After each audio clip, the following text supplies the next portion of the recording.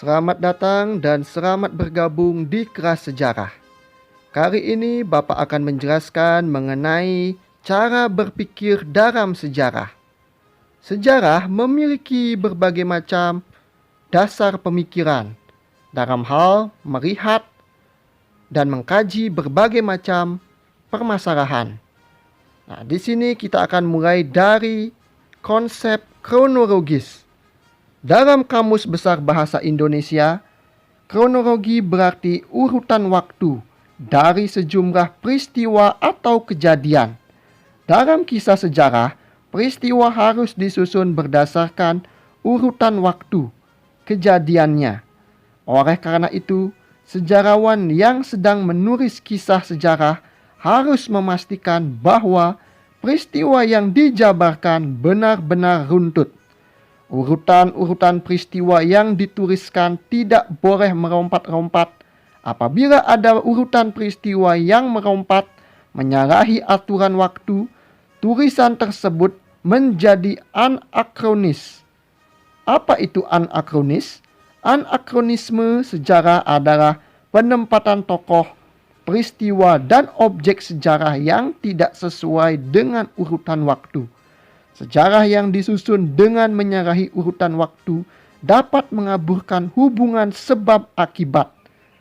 Selain itu, anakronisme menjadikan sejarawan kesulitan membandingkan peristiwa sejarah di tempat lain dalam waktu yang sama. Konsep diakronik.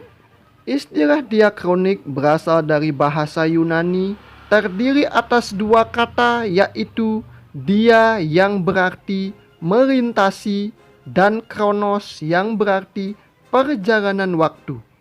Sesuai konsep diakronik, setiap peristiwa berkembang berdasarkan perjalanan waktu. Peristiwa tidak hadir sebagai peristiwa tunggal. Sebaliknya, sebuah peristiwa pasti mempunyai hubungan dengan peristiwa-peristiwa sebelumnya. Konsep diakronik melihat bahwa peristiwa dalam sejarah mengalami perkembangan dan bergerak sepanjang masa. Diakronik lebih mengutamakan memanjang dimensi waktu dengan sedikit keluasaan ruang. Contoh cara berpikir diakronik dalam sejarah adalah ketika Anda mengamati perkembangan pemerintahan di Indonesia. Cara berpikir diakronik akan menghasilkan pemahaman bahwa pemerintahan di Indonesia mengalami perkembangan berdasarkan perjalanan waktu dari pemerintahan demokrasi liberal, demokrasi terpimpin, orde baru hingga reformasi. Pergantian pemerintahan tersebut mengalami perkembangan dan kesinambungan apabila dilihat dalam rentang perjalanan waktu. Cara berpikir sinkronik.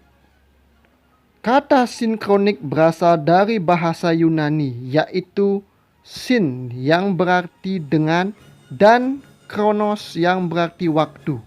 Adapun dalam Kamus Besar Bahasa Indonesia, sinkronik diartikan sebagai segala sesuatu yang bersangkutan dengan peristiwa yang terjadi pada suatu masa.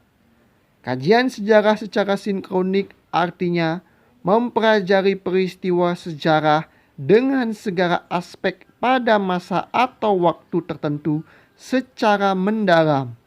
Lebih lengkapnya dapat dijelaskan bahwa konsep sinkronik dalam sejarah adalah cara mempelajari atau mengkaji pola-pola, gejala, dan karakter dari sebuah peristiwa sejarah pada masa tertentu. Secara umum, sinkronik mempunyai ciri-ciri sebagai berikut. Yang pertama, mengkaji peristiwa sejarah yang terjadi pada masa tertentu. Yang kedua, menitik beratkan kajian peristiwa pada pola-pola, gejala, dan karakter. Yang ketiga, bersifat horizontal. Yang keempat, tidak ada konsep perbandingan.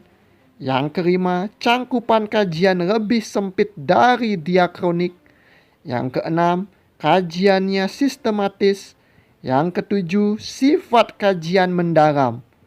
Oleh karena itu, dapat dikatakan bahwa sinkronik dalam sejarah adalah kajian yang lebih menitik beratkan pada penelitian gejala-gejala yang meluas dari sebuah peristiwa, tetapi dengan waktu yang terbatas.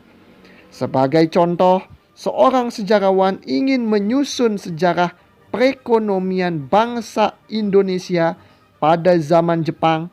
Hal yang akan dia lakukan adalah meneliti gejala atau fenomena perkembangan kehidupan ekonomi bangsa Indonesia yang terjadi pada masa pendudukan Jepang. Itu saja. Tidak ada tulisan yang membandingkan dengan kondisi ekonomi masa pendudukan Jepang di tempat lain.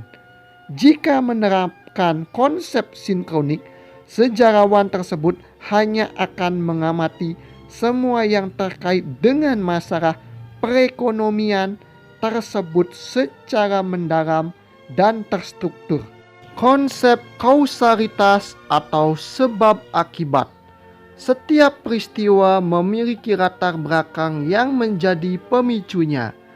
Sejarawan Suhartono dalam buku Teori dan Metodologi Sejarah menyatakan bahwa dalam peristiwa sejarah terdapat sebab umum, general cause, dan sebab khusus, direct cause. Sebab khusus ini sering disebut sebagai pemicu, trigger.